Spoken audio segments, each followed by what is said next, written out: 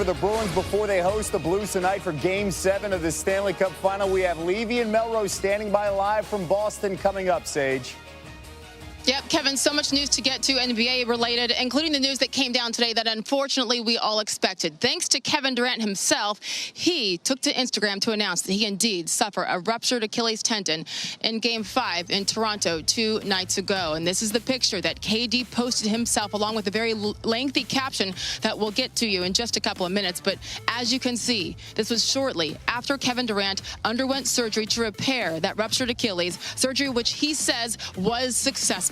Huge news, obviously, from Oakland. We'll have more on that. Plus, Steve Kerr's statement, Kevin, that he would do it all over again and play KD in Game 5. So stand by for that. Yeah, we have a huge development in the NBA on another story. Anthony Davis trade talk. Sources are telling ESPN that the Celtics and Lakers are engaged in trade discussions for the 26-year-old six-time All-Star. Adrian Wojnarowski has been reporting that the Pelicans hope to trade Davis before the NBA draft, which is now 8 days away. Great to have Woj here and joining us now. Let's start with the Lakers here.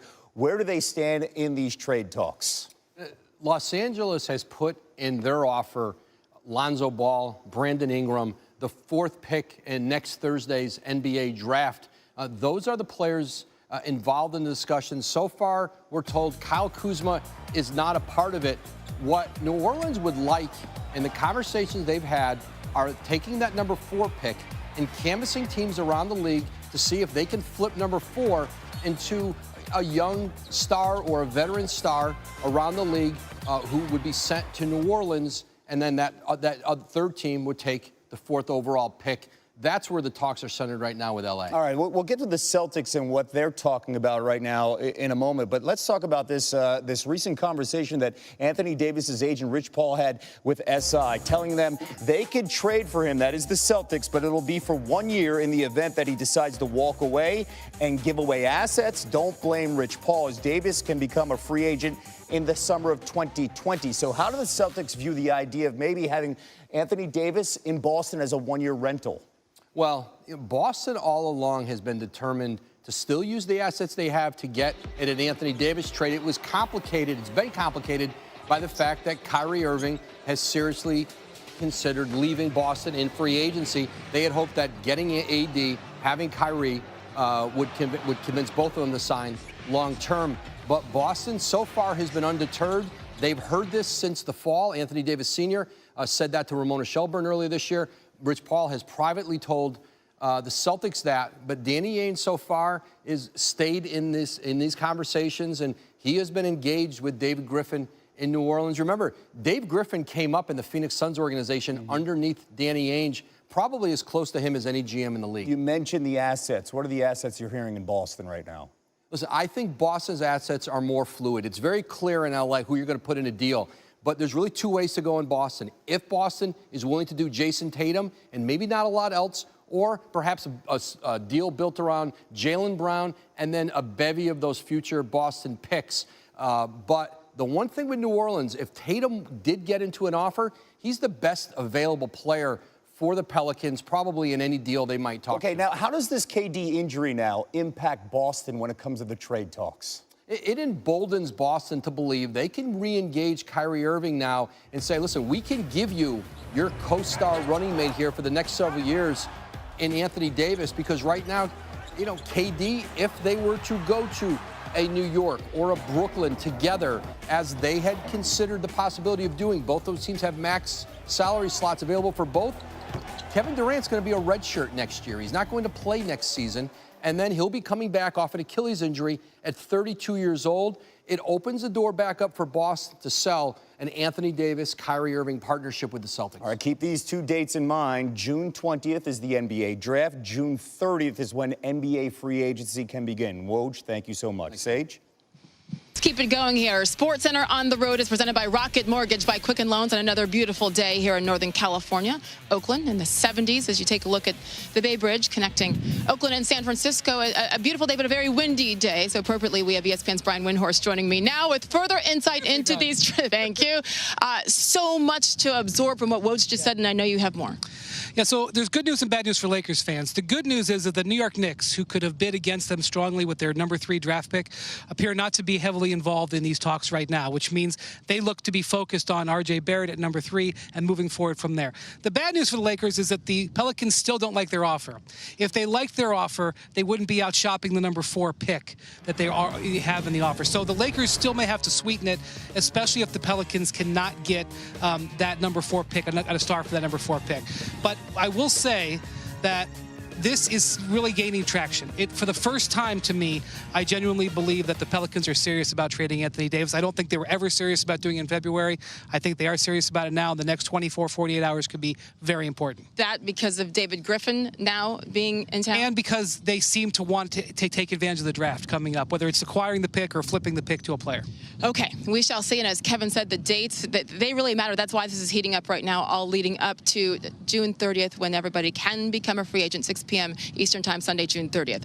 Back to the news now that is huge here in the Bay Area regarding Kevin Durant and his announcement that he ruptured his Achilles tendon as feared from Game 5 in Toronto. And this is the picture that he posted. Pretty dramatic, Brian. It's coming right off his surgery. Yeah. He posted it about 4 p.m. Eastern Time. And again, 2 days after he went down in Game 5 after the right calf injury that sidelined him since May 8th. And here's the post by Kevin, very lengthy. This is what it said in part. What's good, everybody? I wanted to update you all. I did rupture my Achilles. Surgery was today, and it was a success. Easy money. My road back starts now. Like I said Monday, I'm hurting deeply, but I'm okay. Basketball is my biggest love, and I wanted to be out there that night because that's what I do. I wanted to help my teammates on our quest for the three-peat, end quote. Here's Steve Kerr today. Kevin checked all the boxes, and he was cleared to play by everybody involved. Now, would we go back and do it over again? Damn right. But that's easy to say after the results. When we gathered all the information, our feeling was the worst thing that could happen would be a re-injury of the calf. And at that point, once Kevin was cleared to play, he was comfortable with that. We were comfortable with that. So the Achilles came as a complete shock. You know, Steve Kerr and the Golden State Warriors organization, they've taken on a lot of criticism since this decision to play him 2 days ago. Not only did he say he'd do it again, he said, damn right, I would do it again, Brian. Yeah, so they are actually on the same page about this. I know that today the Warriors did not provide an update, and then Kevin Durant provided an update, and it made it seem like they were operating independently of each other, which obviously is concerning with his free agency coming up.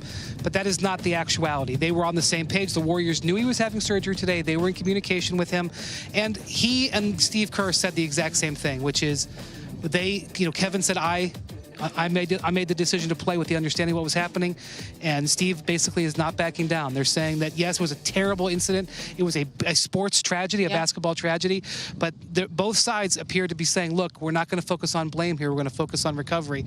That said, Sage, it still remains an incredible blow to this whole organization. Absolutely, and I want to emphasize what you said there because he was specific, Kevin Durant, in his post there saying, I wanted to be out there because that's what I do, and I wanted to help my teammates as we take another look at it there. So again, they do seem to be on the same page. People can stir the pot. And hey, there's probably a lot more to this, but right now they're all saying the same thing. Real quick, Brian, obviously he can opt out of his deal come June 30th. This injury, as soon as it happened, we all said, wow, what next? What's he going to decide? What's your gut right now? So in talking to people around the league, the expectation is to opt out of his contract. He's going to get max contract offers, maybe multiple ones. Kevin will not be hurt monetarily. Sure. But physically, he has got a long recovery. Okay, Brian Windhorst with the very latest on Kevin Durant. And once again, everybody here, their minds on him, their hearts with him. But they have a job to do, and that is tomorrow night right here back in the Bay Area as they try to extend this series and who knows, maybe contend for a three-peat. Let's go back to Bristol. We are still awaiting the results of Kevin Durant's MRI yesterday in New York. Durant and the Warriors have resigned themselves to the fact that it's an Achilles injury. The question now is how severe? Is it a partial tear or a ruptured Achilles? We'll update you on that the minute we hear. So what does the future look like for KD? Well, you take a peek at the Hall of Fame caliber guys to suffer an Achilles injury, and while admittedly they've all been older than Durant, who's just 30 now, but few have returned to top form. Meek may be the one exception. He averaged 30 a game in his first season back. Our NBA front office insider Bobby Marks joins us. If KD doesn't opt in for the 1 year with the Warriors, and you say that's very, very unlikely, then we go to free agency. How will his injury affect teams? Let's start with the New York teams, the Knicks and the Nets. There'll be a strong market for Kevin Durant in Brooklyn or possibly New York. And both teams are looking at Durant as their summer of 2020 free agent addition, even if KD has to sit out the year. And I think when you look at the summer of 2019 compared to 2020, Anthony Davis, Draymond Green, DeMar DeRozan, those are your marquee free agents for next year. And if you can get Kevin Durant right now for 4 years, $164 million, even if he has to sit out a year, you go out and you do it and you take an aggressive approach with that. How might that affect Kyrie? Because we've heard Kyrie and KD going to New York.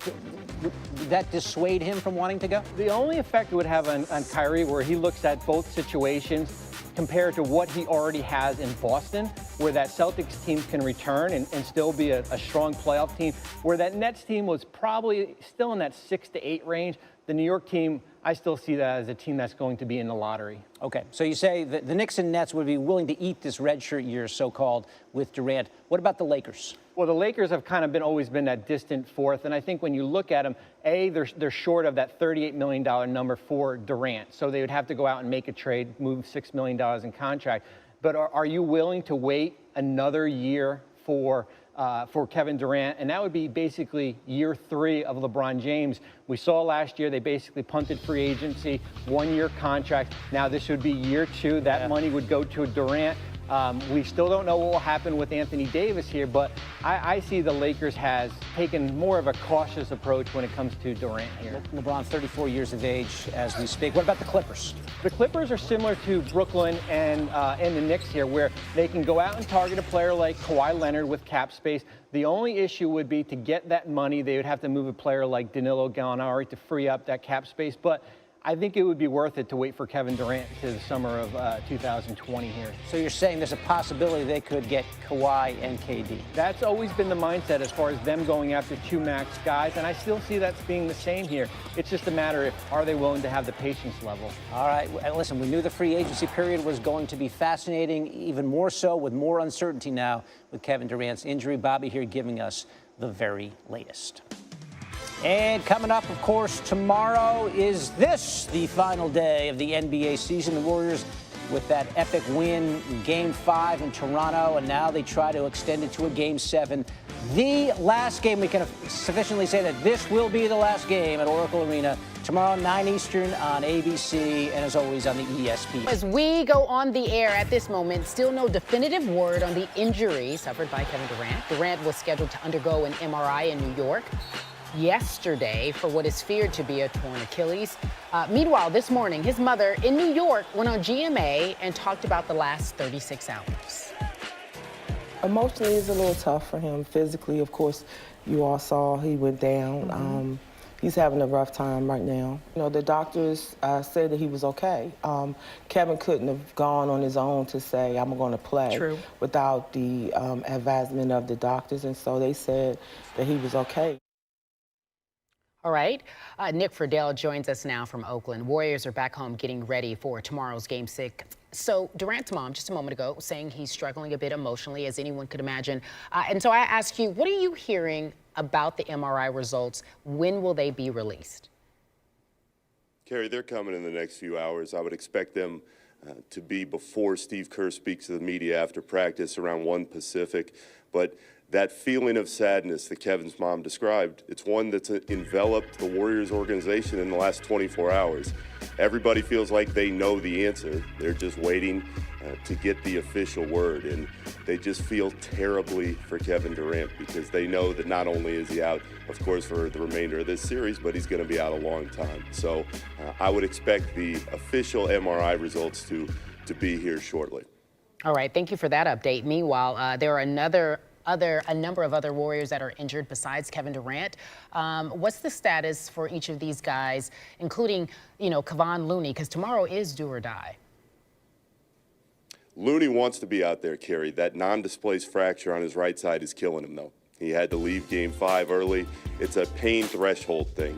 He feels like he's going to be able to play through, but they want to see what he can do in practice today, and they want to see how he's feeling before the game tomorrow. He feels like he's going to be able to give it a shot, and they'll go from there.